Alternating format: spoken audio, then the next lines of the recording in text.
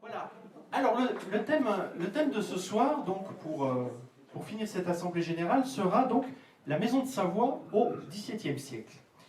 Je vous propose donc un thème, je dirais, assez généraliste, et on va essayer en une demi-heure, trois quarts d'heure à peu près, de faire le tour de cette question.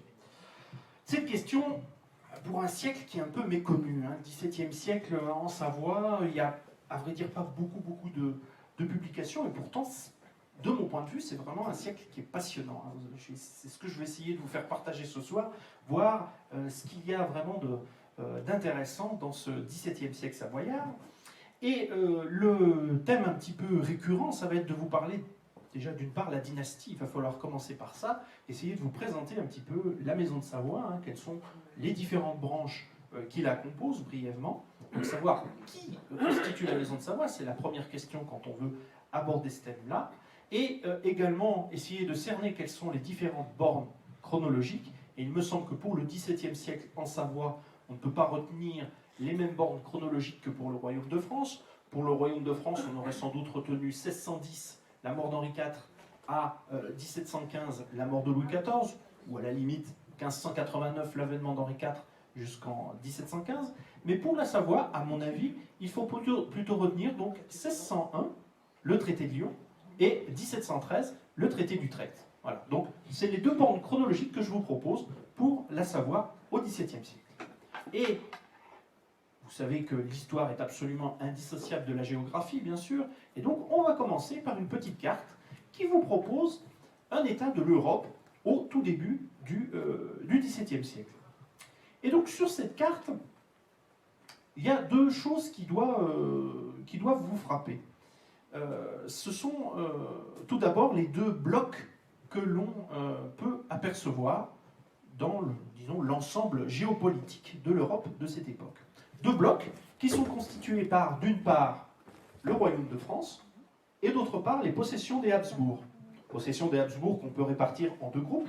D'une part, les possessions des Habsbourg d'Espagne, avec l'Espagne bien sûr, le Portugal qui à l'époque fait partie du Royaume d'Espagne, le royaume de Naples, la Sicile, les îles de la Méditerranée occidentale, pour simplifier, le Milanais, la Franche-Comté, et pour nous c'est important, puisque ce sont deux provinces qui touchent la Savoie, les Pays-Bas, bien sûr, donc ça ce sont les possessions des Habsbourg d'Espagne, et puis les Habsbourg d'Autriche, c'est la même famille, un peu éloignée certes, mais c'est quand même la même famille et le même ensemble, disons, géopolitique. Eh bien, c'est pour l'essentiel l'Autriche, la Hongrie, l'actuelle Tchéquie, etc.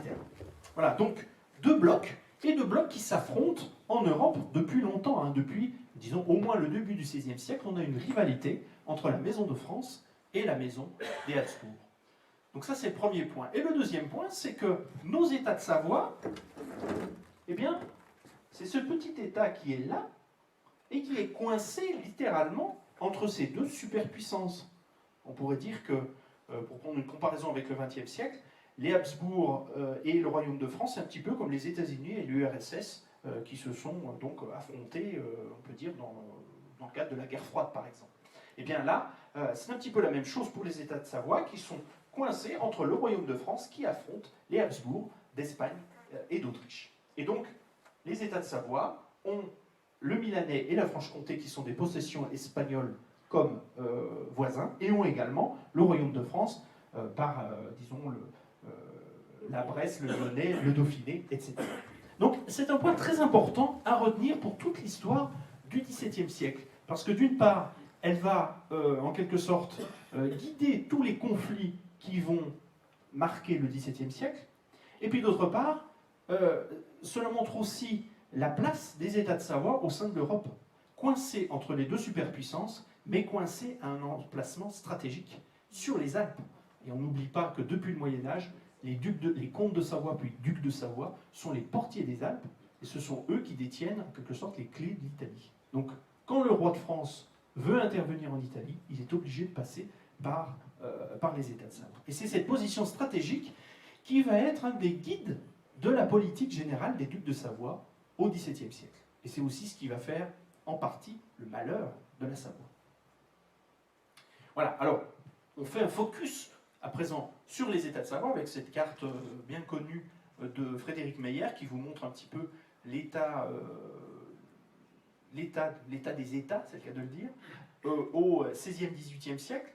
Alors, ce qui frappe sur cette carte, c'est qu'on a un noyau des États de Savoie qui va, grosso modo, de Chambéry à Vercelli et d'Aoste à Nice. Hein, c'est toutes les parties grisées qui apparaissent sur l'écran, qui vont toujours plus ou moins rester aux mains de la Maison de Savoie. Et puis, on va avoir un certain nombre de possessions qui vont passer à ses voisins.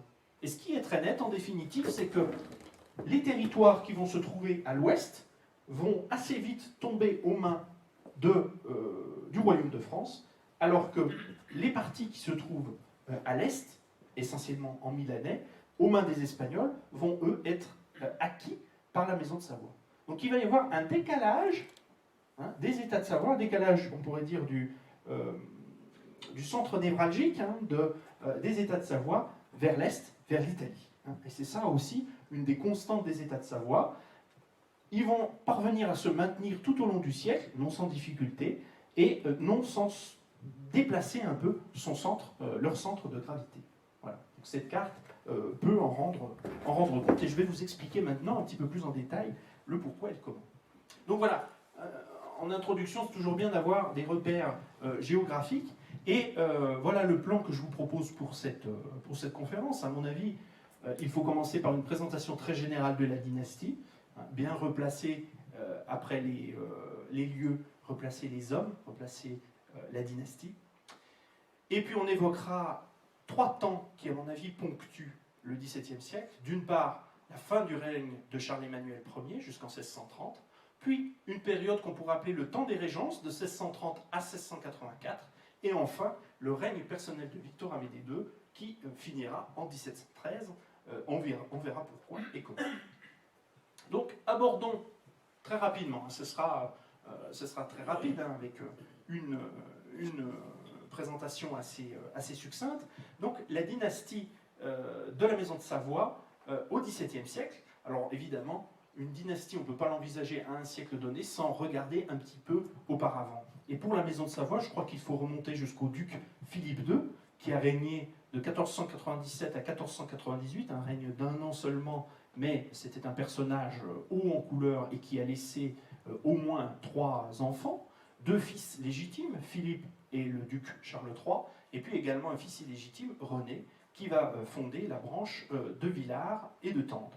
Alors, ce qui est assez intéressant de remarquer dans ce tableau généalogique, c'est que les branches collatérales, les branches cadettes, c'est-à-dire Genevois-Nemours, Carignan et Soissons, ce sont des branches qui, au XVIIe siècle, surtout dans la deuxième moitié du XVIIe siècle, eh bien, vont être dans l'orbite de la cour de France, vont être très largement dépendantes de la cour de France, alors que la branche aînée de la Maison de Savoie, celle qui va vraiment détenir le pouvoir en Savoie, eh bien, elle va maintenir évidemment la souveraineté et l'indépendance des États de Savoie.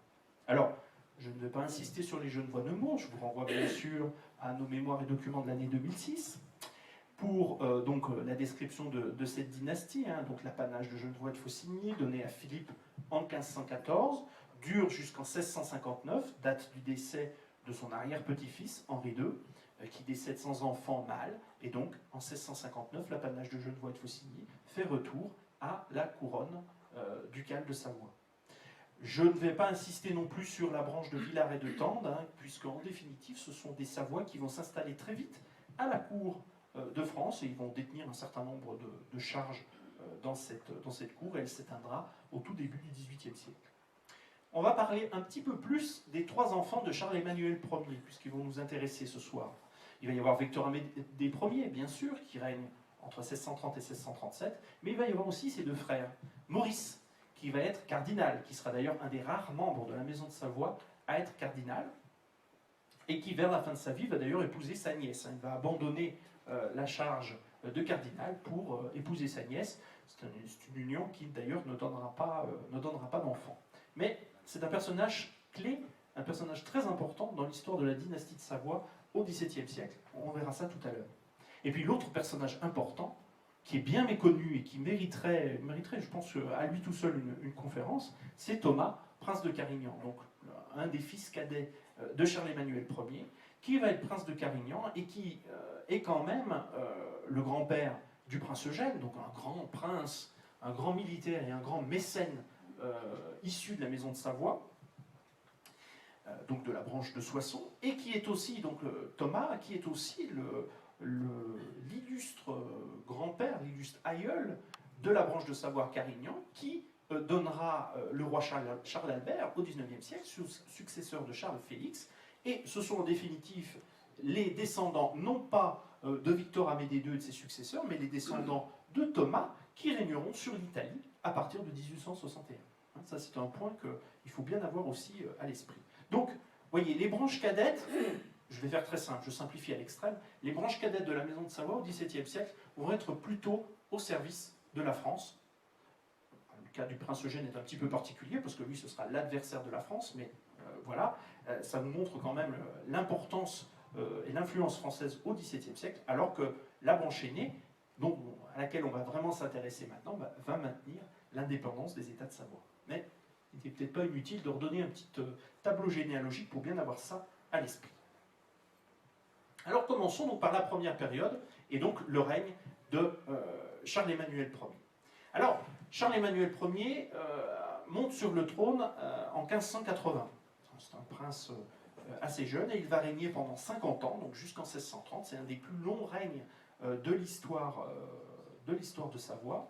Et là, je reprends donc le titre de l'ouvrage de Stéphane Gall. C'est un prince qui va pratiquer la politique du précipice, pour reprendre le titre de Stéphane Gall. Et par là, on entend que c'est un prince qui sera toujours opportuniste, qui trouvera toujours midi à sa porte en quelque sorte, et qui saura profiter des occasions qui lui seront offertes, en étant quelquefois à deux doigts de tout perdre. D'où cette idée de politique du précipice. Alors, on ne va pas détailler l'ensemble des événements de son règne, mais quand même insister sur un certain nombre d'événements. À commencer, bien sûr, par ses démêlés avec le roi de France. En effet, Charles-Emmanuel Ier, tout au long de son règne, va osciller entre, d'une part, les deux blocs que je vous ai présentés au début, c'est-à-dire entre la maison d'Espagne, d'un côté, et d'autre part, la maison de France. Jusqu'en 1598, si ma mémoire est bonne, Charles-Emmanuel Ier est marié à une princesse espagnole, Catherine de Habsbourg, qui est la fille du roi d'Espagne et qui meurt justement en 1598. Donc, influence espagnole assez importante jusqu'à l'extrême fin du XVIe siècle. Et c'est justement cette influence espagnole qui va provoquer les démêlés avec le roi de France, démêlés qui vont conduire à la guerre, l'occupation du duché de Savoie en 1600-1601, et cet épisode militaire, assez bref en définitive, ça a duré quelques mois seulement, eh bien, ces démêlés, ce conflit va se résoudre par le traité de Lyon de janvier 1601, traité de Lyon qui est une date très importante, comme je le soulignais dans l'introduction, parce que à l'occasion de ce traité, le duc de Savoie est obligé de céder au roi de France ce qui correspond à l'actuel département de l'Ain, c'est-à-dire le Bugey, le Val-Romey, le pays de Gex et la Bresse. Donc voilà, l'actuel département de l'Ain, quelque chose près. Mais en contrepartie, Charles-Emmanuel récupère le marquisat de Salus, donc de l'autre côté des Alpes. Donc vous voyez déjà, au tout début du XVIIe, le centre de gravité passe un petit peu plus de l'autre côté des Alpes, du côté italien. Donc démêlés avec le roi de France, et dans la foulée, notre Charles-Emmanuel enchaîne avec des démêlés, des conflits avec Genève. 1602, bien sûr, décembre 1602, c'est l'escalade. Charles-Emmanuel Ier n'a jamais accepté que Genève ne fasse pas partie de ses États et cherche à récupérer la ville par la force, par surprise, en décembre 1602. Vous connaissez l'histoire. Notre troupe savoyarde essaye de s'emparer de Genève par surprise, fait monter des échelles contre les murailles de la ville, est repoussé par la vigilance des Genevois qui étaient alors de garde, et c'est la déconfiture, c'est la plus grande cagade du règne de Charles-Emmanuel Ier, pour reprendre son propre terme, dit-on. Et ce conflit avec Genève va se solder en fait l'année suivante par le traité de Saint-Julien, par lequel Charles-Emmanuel Ier va être obligé, la mort dans l'âme, vraiment la mort dans l'âme, de reconnaître l'indépendance politique de Genève et reconnaître aussi sa puissance économique en autorisant donc la liberté de commerce pour Genève. Voilà, donc démêlés démêlés avec ces deux puissances, et démêlés encore avec l'Espagne, puisque Charles-Emmanuel Ier, après avoir été pendant longtemps dans l'orbite des Habsbourg d'Espagne, eh bien, va essayer de s'allier avec la France.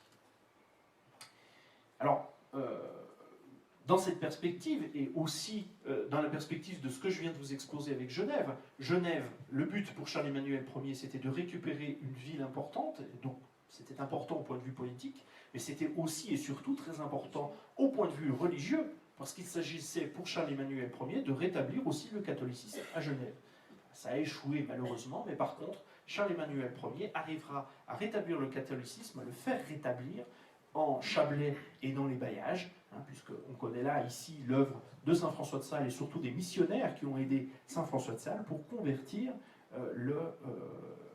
ces pays au catholicisme. Et c'est effectivement ce qui s'est passé au début du XVIIe siècle. L'ensemble du duché de Savoie donc, est repassé au catholicisme. Alors, avec des exceptions côté piémontais où on aura les Vaudois, mais j'y reviendrai tout à l'heure. Mais le gros problème pour Charles-Emmanuel Ier, et je dirais pour l'Europe entière à cette époque, c'est que va se mettre en place, va se déclencher la guerre de 30 ans, donc qui va se dérouler de 1618 à 1648. Alors, la guerre de 30 ans, initialement, c'est une guerre essentiellement allemande, ou en tout cas, on va dire, qui commence en Bohême par la fameuse défenestration de Prague, dont vous avez peut-être entendu parler. C'est les envoyés de l'empereur d'Autriche qui sont tout bonnement passés par la fenêtre par les habitants de Prague en rébellion donc à l'autorité de l'empereur d'Autriche qui était également roi de Bohême.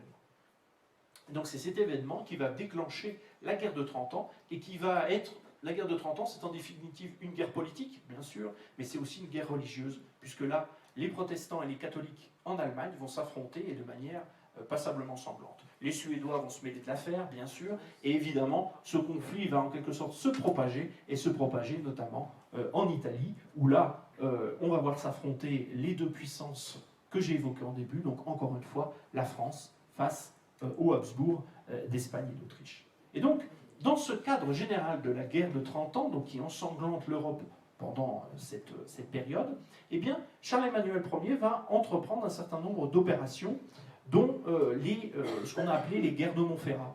Alors, il y a eu une première guerre de Montferrat qui s'est déroulée entre 1612 et 1617.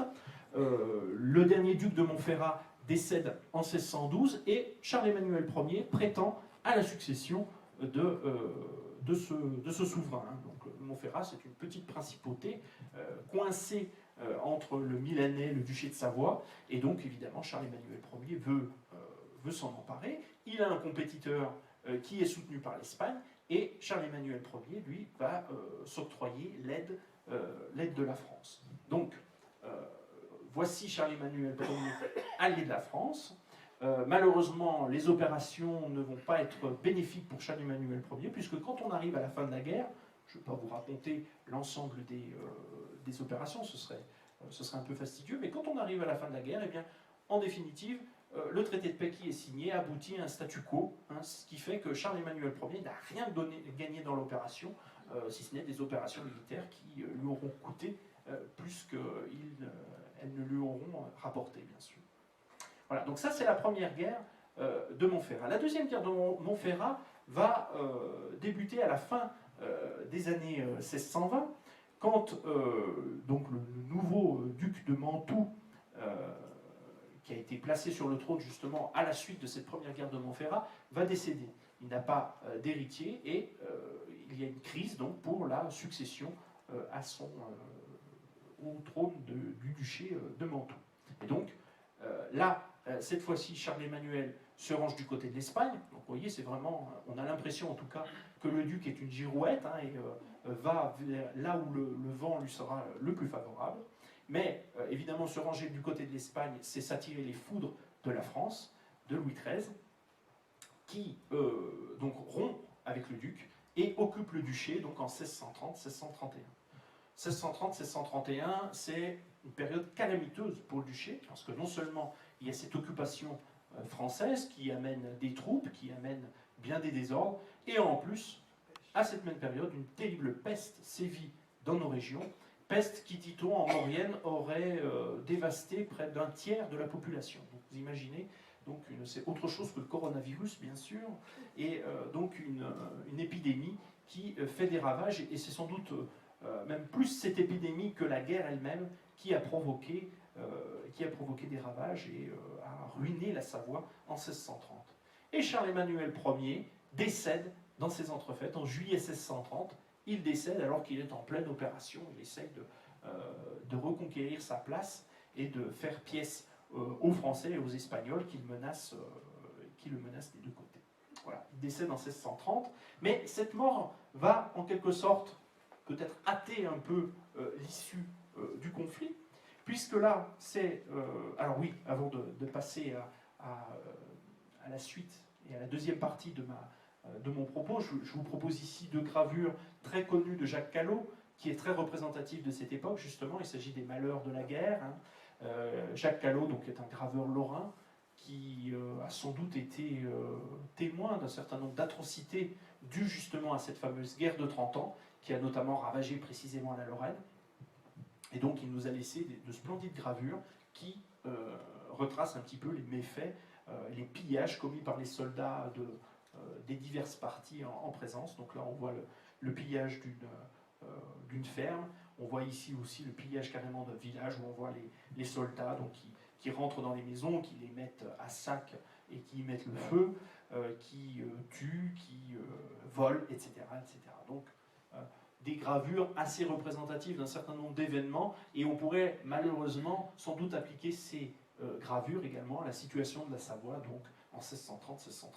Donc en 1630-1631, on a l'impression que les États de Savoie vont tout bonnement disparaître, d'autant plus que son duc meurt. Mais heureusement pour les États, va lui succéder son fils, Victor-Amédée Ier, qui inaugure la deuxième partie de mon propos, c'est-à-dire ce que j'ai appelé le temps des régences, qui va de 1630 à 1684. Alors en 1630, quand meurt son père, Victor-Amédée Ier prend les rênes, et on peut légitimement se demander si ces États ne vont pas disparaître.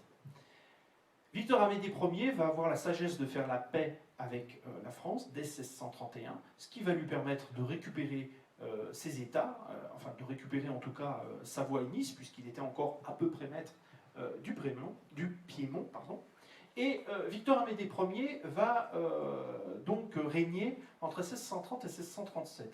Alors c'est un souverain qui avait sans doute de grandes qualités, qui aurait, s'il avait régné sans doute plus longtemps, je pense qu'il aurait fait sans doute de grandes choses dans ces États. On ignore trop souvent, par exemple, qu'il a notamment réformé la législation, notamment côté piémontais. Et puis, il a essayé d'apporter une aide à l'économie, en quelque sorte, de favoriser l'économie. Il y a un début de mercantilisme qui se fait jour sous son règne. Il crée notamment l'Office d'abondance, par exemple, qui est censé justement favoriser le commerce. Mais malheureusement, il meurt un peu prématurément, en 1637, et c'est son épouse, Christine de France, qui va prendre les rênes du pouvoir et qui va exercer la régence. Alors Christine de France, il faut en dire deux mots. L'alliance avec Christine de France remonte à la première guerre de Montferrat, quand donc Charles-Emmanuel Ier s'est allié pendant un temps à la France. Eh bien, durant cette période, il marie son fils, Victor-Amédée, à la fille d'Henri IV, puisque Christine de France est donc la sœur de Louis XIII. Et donc cette alliance prestigieuse, donc évidemment, permet, a sans doute aidé aussi au retour de la paix et à l'évacuation du duché de Savoie en 1631. Et donc en 1637, quand meurt son mari, Christine de France prend presque tout naturellement le pouvoir, mais pour elle, ça va quand même être difficile, puisqu'il va y avoir, disons, un problème de légitimité pour elle, puisque le pouvoir va en fait lui être contesté. Et puis de toute façon, on le sait, ce n'est pas valable que pour le duché de Savoie. On sait que les périodes de régence sont toujours des périodes un petit peu difficiles, un petit peu tendues. On ne fait pas toujours très confiance à un souverain qui est une femme. Ça peut être... on peut trouver ça un peu un tantinet macho, mais c'est malgré tout une réalité. Et ça va être d'autant plus vrai pour Christine de France. Et Christine de France va devoir assurer la régence au nom de ses deux jeunes fils. Donc vous avez ici le portrait. À gauche, vous avez le portrait de François Hyacinthe, qui va régner très peu de temps. Hein, c'est un enfant qui va régner entre 1637 et 1638. Et qui va également donc assurer la régence pour son autre fils, Charles-Emmanuel II, que vous avez ici en portrait, accompagné de ses deux sœurs, Louise et Marguerite, à côté donc de Christine de France, dont vous pouvez voir ici le portrait donc en grande tenue de veuve. Alors, je profite qu'on se trouve sur ce tableau pour vous parler des deux petites sœurs, justement, Louise et Marguerite, qui sont donc deux filles de Charles-Emmanuel Ier. Alors Louise, c'est elle qui va épouser son oncle Maurice, quelques années plus tard. Je ne vous raconte pas la différence d'âge entre les deux personnages, hein. Il devait y avoir, je crois, quelque chose comme 20 ans de différence entre les deux. Et puis Marguerite, la pauvre Marguerite de Savoie, c'est une fille qui va servir d'appât, la pauvre. Je vous explique un peu les circonstances. Et là, il faut se placer un petit peu plus tard, en 1659. En 1659, la France et l'Espagne n'en peuvent plus de se battre l'une contre elle, et donc sont en train de discuter, de faire la paix, hein, et ça aboutira bien sûr à la paix des Pyrénées de 1659, qui mettra enfin au conflit entre la France et l'Espagne. Eh bien, pour hâter la signature de ce fameux traité, Mazarin, qui est alors au pouvoir, va user d'une ruse. Il va dire à la maison de Savoie, voilà, Louis XIV souhaite épouser une fille de la maison de Savoie. Et cette fille, évidemment, vous l'avez deviné, c'est Marguerite. Et donc, Mazarin va dire, ben voilà, on va se retrouver à Lyon pour discuter des noces et procéder donc au mariage entre Louis XIV et Marguerite de Savoie. La maison de Savoie se déplace en grande pompe à Lyon, donc en 1659. Et la ruse de Mazarin, évidemment, fonctionne. Qu'est-ce qui va se passer? L'ambassadeur d'Espagne accourt à Lyon et va s'empresser de dire, mais non, Louis XIV ne doit pas épouser une fille de Savoie, mais va épouser une infante d'Espagne. Et c'était exactement, justement, ce que cherchait à obtenir Mazarin. Et, effectivement, Louis XIV épousera Marie-Thérèse d'Espagne deux années plus tard. Voilà, et donc la pauvre Marguerite de Savoie, qui était destinée à être reine de France, ben, finalement, sera seulement, entre guillemets, duchesse de Parme, si mes souvenirs sont. Épousera donc le duc de Parme quelques années après. Voilà, c'était une des destinées d'un des membres de la maison de Savoie au XVIIe siècle.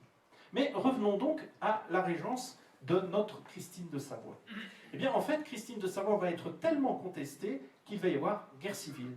Et ce sont, bien sûr, vous l'avez deviné, ses beaux-frères, Thomas et Maurice de Savoie, que je vous ai présentés tous les deux, qui vont prendre la tête de cette opposition à la régente. La régente, c'est une princesse française, une princesse qui a poussé un certain nombre de projets allant dans le sens de la France, qui est très à l'écoute de ce que son frère Louis XIII peut suggérer, pour ne pas dire imposer, au gouvernement ducal. Eh bien, Thomas et Maurice, de l'autre côté, eh bien, sont farouchement opposés à cette politique de la régente. Ils veulent avoir, bien sûr, une part du pouvoir, et bien sûr, ils vont se tourner vers l'Espagne, ils vont être soutenus par l'Espagne. Et va aboutir ce qui devait aboutir. On va avoir la guerre civile, hein, des personnes qui soutiennent Christine de France d'un côté, et puis d'autres qui soutiennent les princes, Thomas et Maurice. La régente va être en 1639 coincée un temps dans Turin. Elle va parvenir à faire passer le jeune duc Charles-Emmanuel II en Savoie. Elle parvient elle aussi à s'échapper de Turin pour le rejoindre. Et pendant un temps, donc entre 1639 et 1640, eh bien, la cour de Savoie, légitime entre guillemets, réside à Chambéry. Ce sera un des rares temps pendant lesquels la cour de Savoie, à l'époque, donc au XVIIe siècle, va venir résider à Chambéry. Alors évidemment, c'est une période un peu troublée. Christine de France reste évidemment en contact avec son frère, le roi de France. Elle va d'ailleurs même le voir à Grenoble pour justement essayer de négocier son retour en force à Turin. Il va y avoir des opérations assez complexes, et on en arrivera même au siège de Turin, donc entre mai et septembre 1640, où on aura cette situation un peu abracadabrantesque, où on aura les Français, donc alliés évidemment à Christine de Savoie, qui vont tenir la citadelle de Turin. La ville de Turin sera aux mains du prince Thomas et du prince Maurice, alliés aux Espagnols. La ville elle-même sera assiégée par les Français et les Français eux-mêmes seront entourés par les Espagnols. Donc vous voyez, des opérations extrêmement compliquées que je ne vais pas toutes vous redonner ici parce que ce serait bien évidemment trop long. Ce qui est surtout intéressant à retenir, c'est qu'en septembre 1640, le prince Thomas finit par capituler. La guerre va encore faire rage pendant quelques temps et il faudra attendre juin 1642 pour qu'il y ait un compromis signé entre la duchesse régente et les deux princes de Thomas et Maurice. Compromis qui établit que la régente garde le pouvoir et elle cède un gouvernement à chacun des princes. Donc Thomas aura le gouvernement d'Ivry et Maurice aura le gouvernement de Nice. Voilà. Et donc c'est ce qui mettra fin à cette guerre civile qui, là aussi, à nouveau, a ensanglanté les États de Savoie. C'est donc le retour de la paix qui va faire du bien au duché, bien sûr. Cette paix va être maintenue assez habilement, on doit le dire, par Christine de France qui meurt en 1663.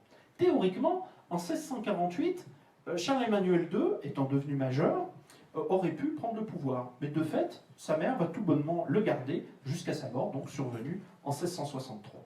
Alors, c'est une période pendant laquelle donc, il va y avoir une relative paix dans les États de Savoie, pendant laquelle il va y avoir le développement d'un certain nombre de projets. Il va y avoir une certaine amélioration des routes, et c'est d'ailleurs à cette époque que sera construite la route des échelles, qui va favoriser le trafic par Chambéry et par la Maurienne.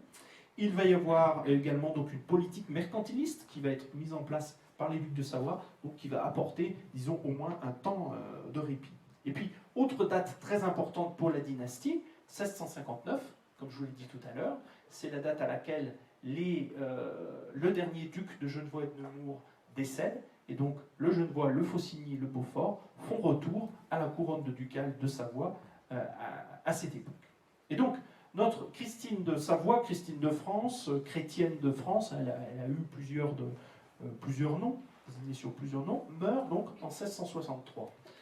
Elle meurt en 1663, non sans avoir, je dirais, un peu guidé la vie privée de son fils, puisque de toute façon elle a gardé le pouvoir, Charles-Emmanuel II n'a pas eu son mot à dire, et en plus, sa mère lui a trouvé une épouse, puisque en mars 1663, Charles-Emmanuel II épouse une princesse française, bien sûr, qui est Françoise d'Orléans, qui est la fille de Gaston d'Orléans, donc la nièce de Louis XIII, la cousine germaine de Louis XIV. Et donc c'est Charles-Emmanuel II l'épouse en 1663 à Annecy. Mais cette princesse décède dès l'année suivante, et entre-temps, évidemment, Christine de France est décédée. Mais malgré tout, Charles-Emmanuel II se remarie dès l'année suivante à une autre princesse française, Marie-Jeanne Baptiste de Savoie-Nemours.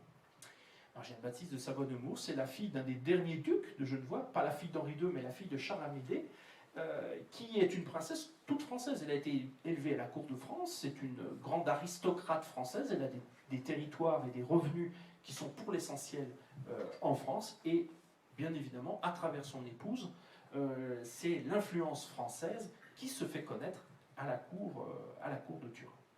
Alors, Charles-Emmanuel II va être un peu moins, sur certains points, un peu moins habile politique que sa mère. Il va y avoir un certain nombre de tensions avec Genève dans les années 1660. On arrivera même presque à la guerre avec Genève en 1667. Peu s'en est fallu. Et il y aura à nouveau un regain de tensions avec Genève dans les années 1670. Et c'est, j'allais dire presque heureusement, la mort du duc en 1675 qui va éviter que donc, le feu aux poudres soit mis. Et donc vous avez ici la famille de Charles-Emmanuel II, famille qui peut être assez facilement désignée, puisque vous le voyez ici avec son épouse Marie-Jeanne Baptiste de Savoie-Nemours, avec leur fils Victor-Amédée II, qui est né en 1666 et qui sera le seul enfant, disons, arrivé adulte du couple. Alors là, je ne compte pas évidemment tous les enfants illégitimes de Charles-Emmanuel II. Hein. Là, s'il fallait parler de tous les illégitimes de la Maison de Savoie, alors là, c'est pas une demi-heure, trois quarts d'heure de conférence qu'il faudrait, mais ce serait beaucoup plus, bien sûr. Mais voilà, ce qui est important à retenir, c'est qu'en 1666 naît Victor Amédée II, donc l'unique héritier du trône ducal. Et évidemment, quand meurt son père, il a seulement 9 ans, il n'est pas à même d'assurer le pouvoir. Et sans surprise, c'est sa mère, Marie-Jeanne Baptiste, qui va assurer la régence. Donc là, vous avez une gravure qui représente les funérailles de notre Charles-Emmanuel II, donc dans la cathédrale de Turin, donc une grande festivité baroque. Et vous avez ici un portrait de notre Marie-Jeanne Baptiste, qui va assurer la régence à partir de 1675 et jusqu'en 1684. Alors Marie-Jeanne Baptiste, c'est un personnage qui a été, dont le bilan est assez contrasté. Je pense que ce serait intéressant que sa régence soit un petit peu revisitée, qu'il y ait un historien qui s'intéresse vraiment profondément à l'histoire de cette régence, parce que sur un certain point, elle a fait un certain nombre de réformes intéressantes dans le duché. Elle va réformer l'administration locale, elle va réformer la cour également, donc il va y avoir des points assez positifs.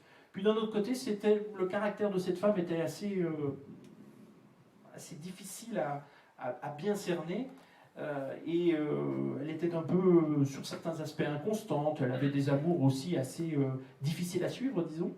Et puis surtout, on n'oublie pas que c'est une princesse française, et nous sommes donc dans la décennie 1670-1680, c'est la période de l'apogée de la puissance de Louis XIV, et bien sûr, Marie-Jeanne Baptiste est, bon gré mal gré, obligée de suivre la politique que lui impose Versailles et que lui impose Louis XIV. Donc c'est pour ça que je parle d'une influence française extrêmement pesante durant ces années, parce que Marie-Jeanne Baptiste de Savoie-Nemours se calque littéralement sur la politique que mène Louis XIV, politique qui à cette époque est tout à fait expansionniste.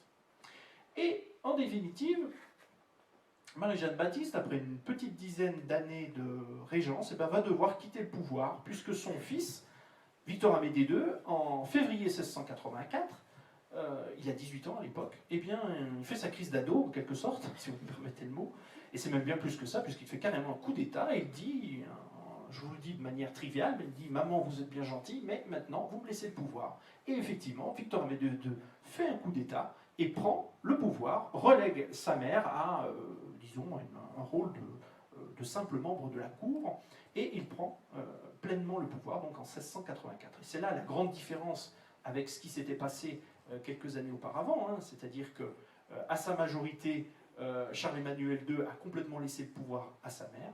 Bien là, par contre, même bien au-delà de sa majorité, puisque la majorité des ducs était fixée à 14 ans, et bien à 18 ans, Victor Amédée II prend le pouvoir et met fin à la régence de sa mère.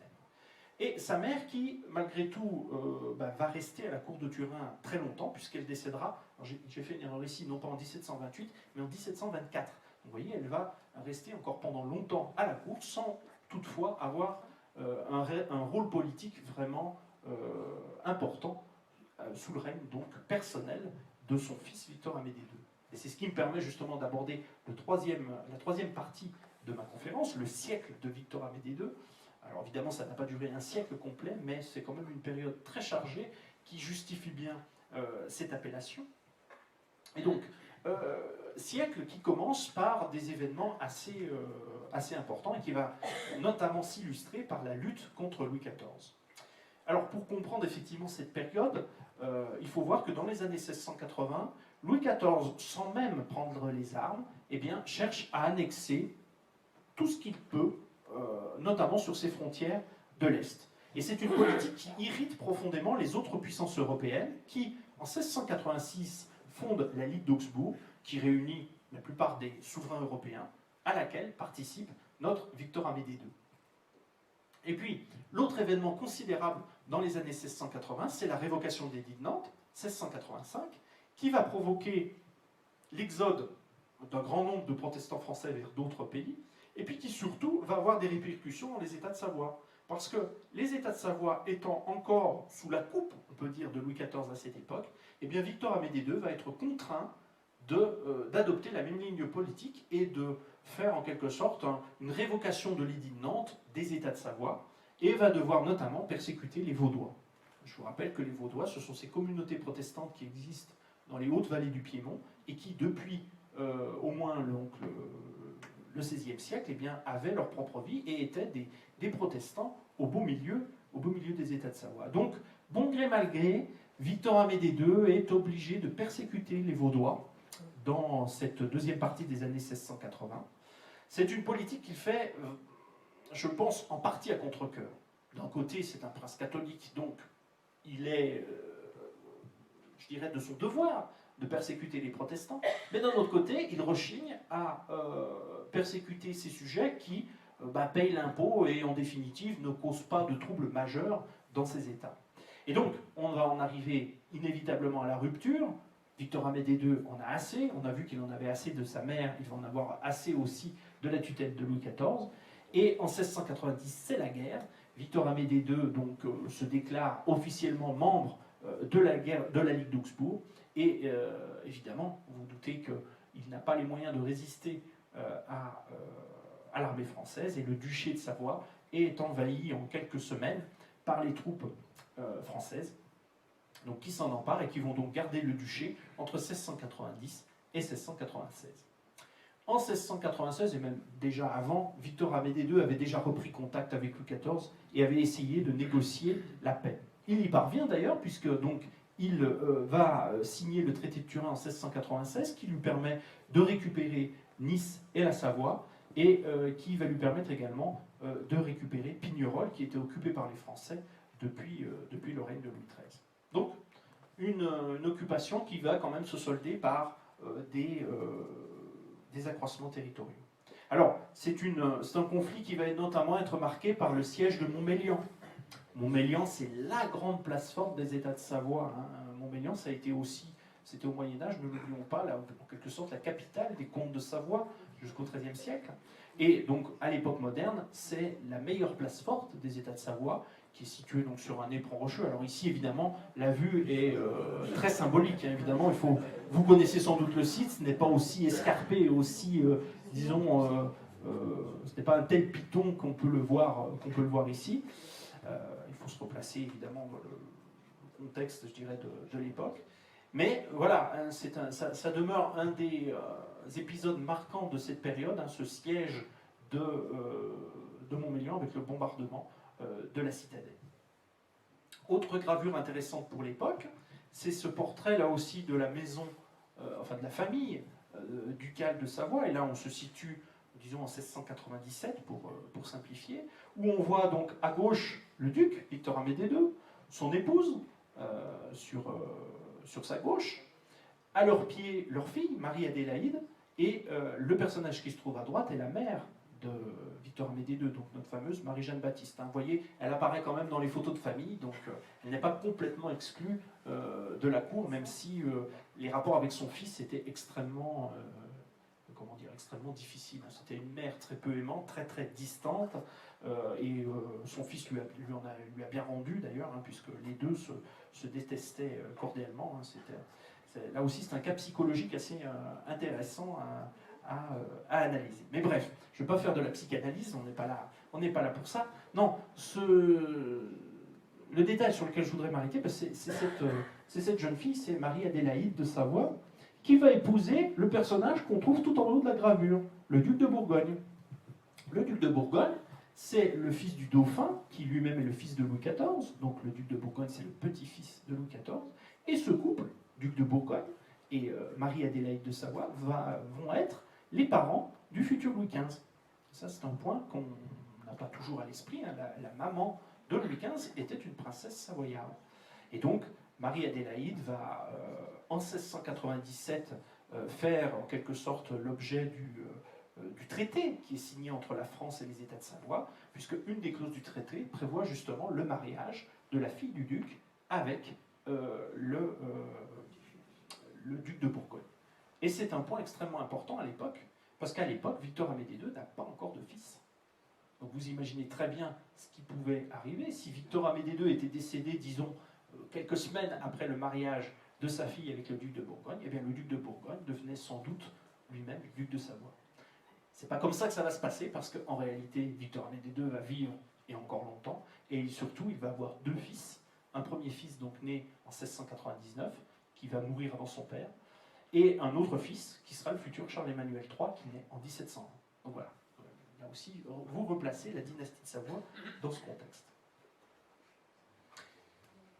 On est toujours dans ce terrible affrontement entre la France et les Habsbourg d'Espagne et d'Autriche. Et pour comprendre la suite des événements qui vont nous mener jusqu'en 1713, eh bien, il faut dire deux mots du fabuleux héritage espagnol. Et là, nous nous trouvons donc en 1700. En 1700, règne sur le royaume d'Espagne le roi Charles II. Il faut imaginer ce souverain qui est donc roi d'Espagne, qui est souverain des Philippines, qui règne également sur les Indes, c'est-à-dire les Amériques, bien sûr, l'Amérique espagnole, qui règne sur le Milanais, le royaume de Naples, les îles, disons, de la Méditerranée occidentale, rappelez-vous la carte de tout à l'heure, les Pays-Bas méridionaux, j'en oublie, j'en passe, et sans doute pas mal. Et donc, ce Charles II règne depuis déjà les années 1660, mais n'a pas d'enfant. C'est un mystique. Il rentre dans des crises mystiques à chaque fois qu'il essaye d'avoir des enfants, et malheureusement, ces crises mystiques ne lui rapportent guère, puisqu'il ne parvient pas, malheureusement pour lui, à avoir d'enfants. Et évidemment, quand un souverain n'a pas d'enfants, eh bien, c'est la crise pour sa succession. Or, Charles II a fait un testament, et dans son testament, il inscrit comme son héritier eh bien, un des petits-fils de Louis XIV, non pas Louis, duc de Bourgogne qu'on a vu tout à l'heure, mais Philippe, duc d'Anjou. Et en 1700, quand Charles II meurt, eh bien, Louis XIV décide que son petit-fils doit accepter la couronne d'Espagne. C'est très bien, il a le droit de décider ça, sauf que le reste de l'Europe n'est pas d'accord avec cette décision, et c'est la raison pour laquelle eh bien, se déclenche la guerre de succession d'Espagne. Alors, notre Victor Amédée II, au départ, se range du côté de Louis XIV. Et donc, au début du conflit, qui donc vraiment débute en 1701, eh bien, au début du conflit, Victor Amédée II se range du côté de la France et donc commence les opérations à ses côtés. Mais très vite, il va changer de camp. C'est ce qui fera dire d'ailleurs à plusieurs historiens que le duc de Savoie commence la guerre dans un camp et la finit dans l'autre. Eh bien, ce sera le cas effectivement pour la guerre de succession d'Espagne, puisque en 1703, donc, c'est la rupture avec la France, et se passe ce qu'on a déjà vu en 1600, 1630 et 1690. Le duché de Savoie est là aussi envahi et très vite occupé par les troupes françaises. Et là, on va assister au démantèlement carrément de Montmélian. On a vu tout à l'heure la gravure du bombardement, mais là, les Français vont décider de carrément démanteler la forteresse de Montmélian, parce que ça faisait plusieurs fois qu'ils venaient en Savoie, qu'ils étaient obligés de prendre la forteresse, ils commencent à en avoir assez, donc ils se disent on va raser cette forteresse, parce que si jamais on revient, eh bien on n'aura pas à la prendre. Et en 1792, c'est ce qui va se passer, hein, Montmélian n'existera plus, les Français n'auront pas à prendre la forteresse. Alors, c'est une occupation qui donc dure une dizaine d'années, 1703-1713, une occupation quand même assez dure, hein, qui va nécessiter des réquisitions, l'augmentation des impôts. Et là, je vous renvoie justement aux actes du colloque Couronne Royale, où on a notamment une étude d'Alain Beccia sur les coûts de l'occupation française, hein, qui montre bien ces différents aspects et qui essaye de peser justement le coût économique de cette occupation. Alors, je ne vais pas vous raconter tous les épisodes qui émaillent cette guerre, ça nous entraînerait trop loin, mais venons-en plutôt carrément tout de suite au dénouement avec l'événement de 1713 et le traité d'Utrecht. Le traité d'Utrecht, donc, c'est la signature de la paix entre la France et ses ennemis, dont le duc de Savoie. Le duc de Savoie va récupérer à cette occasion la Savoie et Nice, qui avait été donc occupée par la France, va échanger avec la France un certain nombre de territoires sur les Alpes, hein, du côté de Briançon, et on va notamment décider à cette occasion que c'est la ligne de partage des eaux qui va faire la frontière entre la France et les États de Savoie. C'est une date assez importante de ce point de vue-là, hein. C'est la première fois que la géographie prime pour servir de référence dans la fixation des frontières, hein. Donc là, il va y avoir quelques réajustements territoriaux, et puis surtout, Victor Amédée II va faire une acquisition territoriale de premier plan, puisqu'on va lui donner le titre et le royaume de Sicile. Il devient donc en 1713 roi de Sicile, ce qui est tout à fait prestigieux. La Sicile, c'est une île qui est très riche à l'époque, c'est le grenier à blé de l'Europe, c'est une île qui est stratégiquement très bien placée au beau milieu de la Méditerranée. C'était donc un très beau domaine qui est donné à Victor Amédée II, et enfin, la maison de Savoie obtient une couronne royale. D'où, évidemment, le fameux colloque qu'on vous a proposé au mois d'avril, et d'où aussi, je dirais, le prestige que va tirer la maison de Savoie de l'obtention de cette couronne royale. Couronne royale qui, tout au long du XVIIe siècle, justement, a été cherchée par les souverains savoyards, et notamment, à partir de Victor Amédée Ier, le duc de Savoie s'intitule roi de Chypre. C'est assez amusant, s'intituler roi de Chypre, parce que c'était une couronne qui leur était contestée par les Vénitiens, qui prétendaient être maîtres de Chypre, mais il faut bien voir qu'à cette époque, Chypre en fait n'appartenait ni à la Savoie, ni aux Vénitiens, parce qu'elle était aux mains des Turcs. Donc, c'était évidemment une prétention, je dirais, honorifique, à un titre qui n'avait pas de réalité géopolitique précise derrière. Là, par contre, en 1713, on peut dire que Victor Amédée II va vraiment palper une couronne, va vraiment pouvoir la toucher. Il va être couronné à Palerme en décembre 1713. Et enfin, la maison de Savoie obtient un titre royal. Et ce n'était pas rien. Ce n'était pas rien pour la maison de Savoie, parce qu'enfin, elle se trouvait à un pied d'égalité, en quelque sorte, avec le roi d'Angleterre, le roi de Portugal, le roi de France, le roi d'Espagne. Donc ça, c'était un point quand même très très important. Mais c'était trop beau. C'était beaucoup trop beau. C'était beaucoup trop beau. Et les grandes puissances de l'époque, qui sont la France et surtout l'Angleterre, vont se dire, non, on a fait une bêtise, là, on ne peut pas donner à Victor Amédée II la Sicile, une île aussi prestigieuse et aussi bien placée stratégiquement. Si bien que quelques années plus tard, en 1718, eh bien, les grandes puissances se ravisent et obligent Victor Amédée II à céder la Sicile contre la Sardaigne.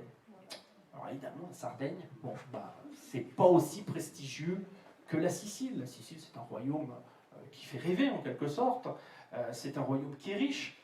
La Sardaigne, c'est quand même pas aussi riche. Alors c'est plus près du Piémont, d'accord, ça, je vous le concède, mais évidemment, ça n'a pas je dirais, le titre ronflant que peut avoir celui de roi de Sicile. Mais malgré tout, c'est quand même intéressant pour la maison de Savoie parce qu'elle maintient un titre royal. On aurait très bien pu donner un autre duché, pourquoi pas, du nord de l'Italie à Victor Amédée II sans qu'il puisse maintenir un titre royal. Et donc c'est la raison pour laquelle, depuis 1718, on parle des États sardes, hein, et qu'on parle de la période sarde entre 1815 et 1860, eh bien, parce qu'à partir de 1718, les membres régnants de la maison de Savoie sont intitulés rois de Sardaigne. Alors on parle aussi de royaume de Piémont-Sardaigne, hein, puisque le titre principal, en définitive, c'est celui de Sardaigne, alors qu'en réalité, la maison de Savoie y a très très peu séjourné, et je pense qu'elle la considérait comme une possession périphérique qui n'avait d'intérêt que parce qu'elle lui apportait le titre royal. Voilà, donc c'est ce qui explique hein, cette titulature de roi de Sardaigne et cet intitulé de roi de Piémont-Sardaigne. Alors je vous montre ici aussi le portrait de Victor Amédée II, alors grand portrait en tenue de roi et non pas tenue de sacre. Il n'y a jamais eu de sacre des princes de la maison de Savoie. Il y a eu couronnement pour Victor Amédée II à Palerme en 1713, mais les rois de Piémont, enfin les rois de Sardaigne, princes de Piémont, n'ont jamais été sacrés. Hein. Le sacre, c'est disons un événement, une célébration qui est vrai pour les rois de France, pour les rois d'Angleterre, mais pas pour nos rois de Sardaigne, princes de Piémont, ducs de Savoie. Donc là, vous le voyez dans cette grande tenue royale, avec les couleurs de sa maison, le rouge et le blanc qui prédominent. Vous avez évidemment les régalias, on voit la couronne et le sceptre ici sur la gauche. Et puis évidemment ce portrait avec ses bas de chausses blancs, cette tenue rappelle furieusement le portrait de Louis XIV par Rigaud, qui est sensiblement de la même époque et qui ressemble effectivement furieusement. Et là, la perruque aussi, hein, qui est assez typique de l'époque, et puis donc notre Victor Amédée II, qui d'ailleurs n'était pas d'une beauté spécialement remarquable. Voilà. Et donc nous arrivons au terme de notre Savoie au XVIIe siècle. Et je voudrais donc vous fournir le dernier message pour ce qu'il faut retenir, à mon sens, de cette période. Eh bien, on voit, c'est ce que j'ai essayé de vous démontrer, on est passé d'un duché à un royaume. C'est quand même une grande promotion pour la Maison de Savoie. C'est vraiment le but ultime vers lequel la Maison de Savoie a tendu et qui est enfin atteinte par Victor Amédée II. Mais c'est aussi l'affirmation européenne des États de Savoie qui montre que la Maison de Savoie, c'est un État secondaire dans l'espace géopolitique européen. Soyons clairs, les grandes puissances, c'est la France, c'est l'Angleterre, c'est les Habsbourg. Eh bien, des États comme le Portugal, le Royaume de Portugal ou les États de Savoie, ce sont des puissances secondaires là-dedans. Mais des puissances secondaires avec lesquelles, malgré tout, il faut compter. Et justement, la promotion au titre royal fait partie de cette résurgence, cette place plus importante des États de Savoie au sein de l'Europe. Et puis, si maintenant on fait le focus sur la Savoie elle-même, eh bien, il faut voir que la place de la Savoie dans ces États eh bien, va avoir tendance à diminuer. On a vu que déjà par le traité de Lyon dès 1601, le centre de gravité a tendance à basculer vers le Piémont, vers la partie italienne des États de Savoie. Et la tendance va aller en s'accentuant au XVIIIe siècle, puisque les États de Savoie vont acquérir d'autres territoires du côté du Milanais notamment, et donc de plus en plus, la Maison de Savoie va regarder vers l'Italie. Et donc, un petit peu la conclusion, l'idée finale de cette présentation, de cette conférence, c'est de se demander quel va être le destin de la Maison de Savoie. Alors pour finir, eh bien je finirai par un mot de Victor Amédée II, qu'en tout cas on attribue à Victor Amédée II, mais qu'on attribue aussi à Emmanuel Philibert. Eh bien